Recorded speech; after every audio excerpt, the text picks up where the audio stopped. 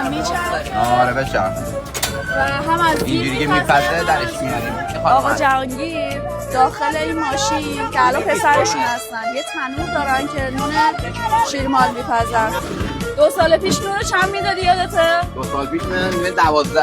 الان چند شده؟ 20 تومن. خب زیادم بهش تورم نخورده تو 2 سال. چرا با خورده ما ارزونه؟ جمعه ها که اینجا هستن، جمعه بازار باکری، روزای دیگه کجایی؟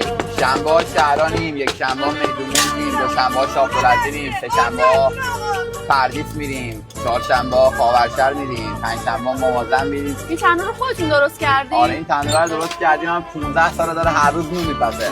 من 2 سال پیش که اومدم ازت ویدیو گرفتم همه میپرسیدن که این تنورم برای ما میسازی؟ میدونی از عراق به من پیغام داده بودم من این تنور رو میخوام برای من. عراق اینم داخل تنورشه. چقدر باحال، دونه دونه است. یه دونه شعله داره. دیگه شعله روش داره. زیرش هم مثلا زیاد بخوام بپزم زیرش هم یه شعله دیگه داره. با این پیتزا هم میشه بپزی. این زیرم یه شعله داره.